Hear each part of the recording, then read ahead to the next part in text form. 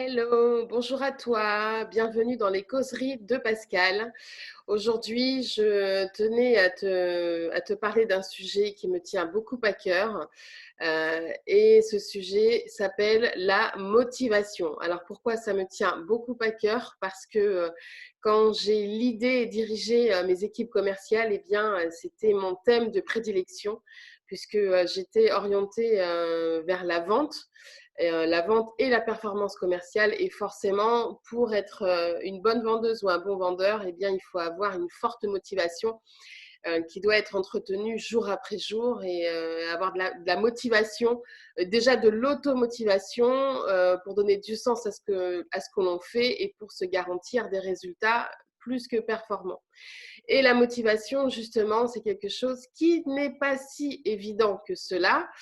C'est pour ça qu'il y a des managers, c'est pour ça qu'il y a des coachs, je pense. Et pourquoi c'est pas si évident? C'est parce qu'on a tous en nous tendance à abandonner, tendance à fléchir, tendance à se dire mais non, mais c'est trop dur et tendance à faire des craquages, donc à craquer.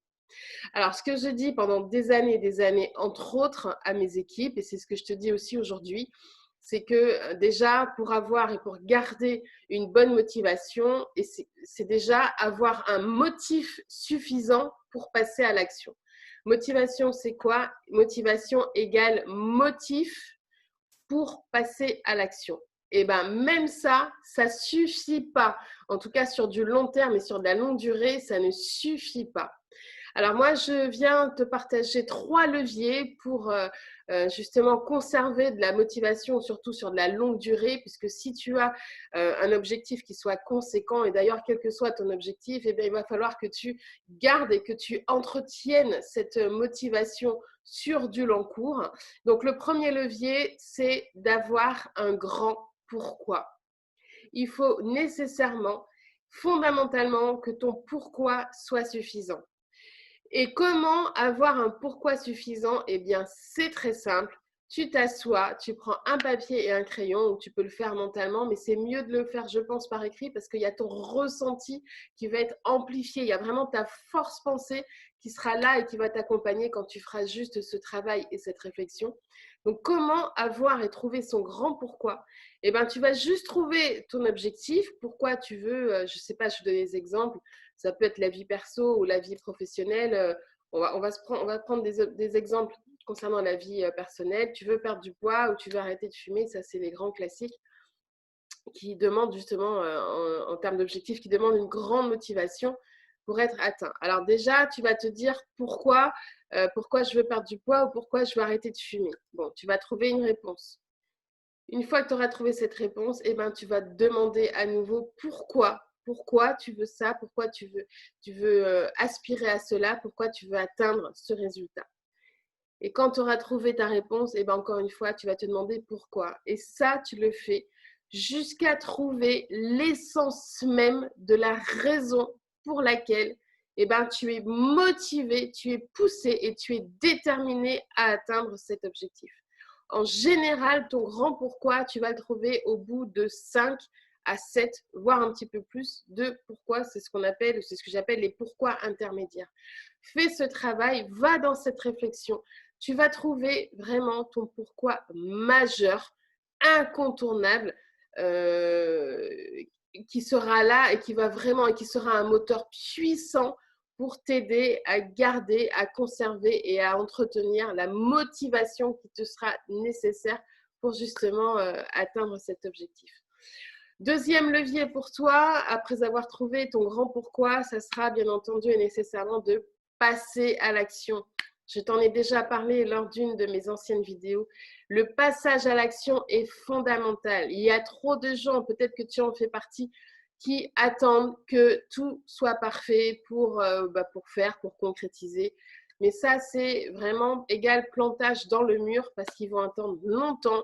Parce que tu sais bien, toi et moi, que rien n'est parfait, qu'il y aura toujours quelque chose à travailler, à évoluer, à faire évoluer, à performer, etc.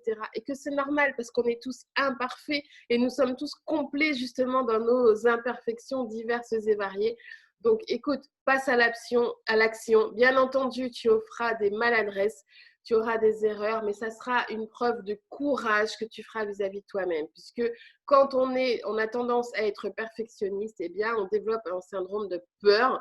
C'est parce qu'on a peur, on a aussi peut-être un souci de légitimité et c'est un paravent, en fait. On se cache derrière ça, il faut que tout soit parfait et puis nous, on est derrière et on ne se montre pas forcément.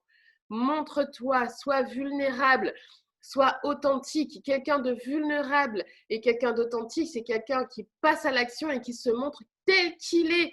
Voilà, et c'est comme ça d'ailleurs que tu vas développer et amplifier de la force. C'est comme ça que tu vas développer du courage. C'est ça qui va te donner cet élan pour continuer à aller un pas après l'autre et à avancer step by step. Donc, passe à l'action. Une fois que tu as trouvé ton grand pourquoi, passe à l'action. Et ensuite, eh ben, on arrive dans le noyau dur de la motivation. Et si tu veux conserver et avoir une belle motivation qui t'amènera à aller au bout de ton objectif, attention à ton environnement social, à ton environnement professionnel, à ton environnement immédiat, à ton environnement tout court. Pourquoi? Parce que ton environnement, les personnes auxquelles tu tiens, n'aiment pas le changement, n'aimeront pas te voir changer et ils vont t'envoyer consciemment et inconsciemment, ça n'empêche pas qu'ils t'aiment bien entendu, mais ils vont t'envoyer de la pression négative, ils vont t'envoyer du négatif et je te demande surtout de ne pas acheter leur peur parce qu'ils vont t'envoyer leur projection de peur parce qu'ils sont dans une pensée qui est comme ça, qui est très balisée, qui est très cadré et toi forcément au vu de ta motivation, au vu de ton objectif, eh bien, tu chercheras à sortir de ce cadre justement et ils feront tout pour que tu n'y arrives pas. Et c'est la raison pour laquelle que majoritairement, eh bien, toutes nos motivations s'effondrent les unes après les autres. On veut quelque chose, allez, 1 ou 2 journées, ça sera yep, yep, yep, et puis après, boum, ça va s'effondrer comme comme un jeu de cartes. Pourquoi? Parce qu'il y aura cette pression environnante qui va justement nous pressuriser à outrance, d'accord? Je te donne des exemples encore une fois. Tu veux perdre du poids, tu veux te mettre au régime, tu as quelques kilos à perdre, tu as quelqu'un dans ta famille ou dans ton entourage auprès de qui tu vas manger, avec qui tu vas partager un repas et qui va te dire tu veux du dessert, tu veux une part de tarte, tu veux un morceau de gâteau. Ah, mais c'est pas un petit bout de gâteau qui va changer, hein. C'est pas un petit bout de gâteau qui va te faire prendre du poids. Tu vas arrêter de fumer. C'est pas trop dur. Tu veux pas une petite clope, tu vois, toutes ces tentations. Alors, c'est pas forcément des mauvaises intentions, bien au contraire, mais stop, barricade-toi. Il faut vraiment que tu aies un mental fort, il faut vraiment que tu aies un mental d'acier. Et c'est pour ça qu'en amont, la première étape pour toi, ça va être d'avoir un grand et un énorme pourquoi. Et cet énorme pourquoi, eh bien, tu peux le mettre en photo, tu peux le dessiner, tu peux te faire une carte mentale. J'en reparlerai aussi à l'occasion dans une de mes prochaines vidéos. Et tu te raccroches à ça et tu focuses là-dessus et tu ne lâches pas l'affaire absolument. D'accord? Et dans ton chemin de la motivation, eh bien, il est nécessaire, évident, hautement prévisible que tu vas te planter, que tu vas vivre des échecs, que tu vas vivre des maladresses, peut-être cuisantes, mais c'est pas grave en soi. Dis-toi que ça fait partie de ton chemin. Il n'y a pas de chemin parfait. Encore une fois, nous sommes tous des êtres imparfaits. Alors, comment produire de la perfection si de base, nous, on ne l'est pas? C'est juste impossible. Et l'imperfection, les maladresses, les échecs feront partie de ton chemin. Il y a combien de personnes justement qui abandonnent parce qu'ils ont craqué, parce qu'ils auront fait un craquage, parce qu'ils auront peut-être lâché le truc, lâché l'affaire 1 journée ou 2. C'est pas grave, mais accorde-toi de l'amour puissamment, accorde-toi de la bienveillance, accepte-toi tel que tu es et dis-toi que justement la motivation, c'est quelque chose qui s'installe dans la durée. Donc si plus ton objectif sera grand, plus il te faudra nécessairement du temps pour l'atteindre. Et ce temps, eh ben, il y aura des balises. Donc, je t'invite justement à le découper, cet objectif peut-être qui va être colossal, en petits objectifs ou en objectifs intermédiaires. Et sur ce cheminement, sur chaque passage à atteindre l'objectif, eh ben oui, il y aura des craquages ou il y aura des maladresses. C'est pas grave. Et moi, je t'invite sur ton parcours, sur ton cheminement, à te congratuler, à te récompenser, à être hautement bienveillant envers toi-même, à n'écouter que toi, à n'écouter que ton intuition profonde et à te récompenser, à te dire yes, ça c'est atteint, next. Et si tu craques, c'est pas grave. Le lendemain, eh ben, on remet l'ouvrage sur le tapis et on recommence. À chaque nouvelle journée, eh ben, une nouvelle motivation sera là pour t'inciter à aller de l'avant, pour t'impulser à atteindre cet objectif. D'accord? Donc, je te redis que la motivation de base, il faut avoir un motif pour passer à l'action, mais ça ne suffit pas. Il faut que en amont, tu aies un grand pourquoi. Tu prends une feuille de papier, à chaque fois, tu te dis pourquoi je veux ça. Ok, une fois que tu as ta réponse, pourquoi je veux ça? D'accord. Et ça, pourquoi? Pourquoi est-ce que ça m'amène ça? Jusqu'à ce que tu aies l'ultime essence de ta motivation profonde, ton grand pourquoi.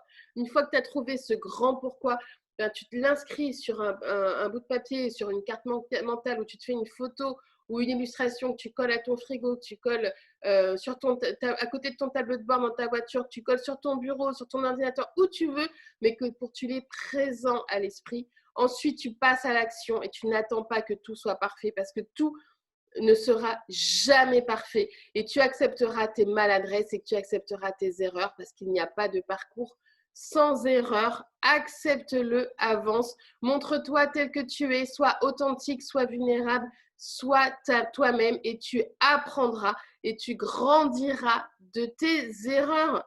On a besoin de se planter pour grandir, pour évoluer et pour réussir à l'atteinte de nos objectifs. Pense à te congratuler. Découpe-moi ton objectif. Tu le séquences en petits objectifs. Sois bienveillant envers toi-même. Récompense-toi, c'est très important. Et travaille ton mental, travaille ton mindset. C'est ça la vraie motivation. La motivation, c'est un combustible qui est hautement puissant et qui ne dépendra que de toi, de ta force à l'intérieur de toi et de ta volonté. Attention aussi à la pression, à l'écrasement possible de ton entourage. Ok? Reste toi-même, sois clément vis-à-vis de toi, sois bienveillant et j'espère vraiment t'avoir envoyé une décharge à 100 000 volts au travers de ma vidéo de motivation. Crois en toi, tu y arriveras, tu peux y arriver, tu vas y arriver si tu en as la volonté. Active ta motivation et passe à l'action. Je te dis à bientôt. Passe une très bonne journée, un très bon moment. Et si tu as apprécié cette vidéo, je t'invite à la liker, à la partager et à t'abonner, ce qui va hautement m'encourager pour les vidéos à suivre. Je t'embrasse, prends soin de toi.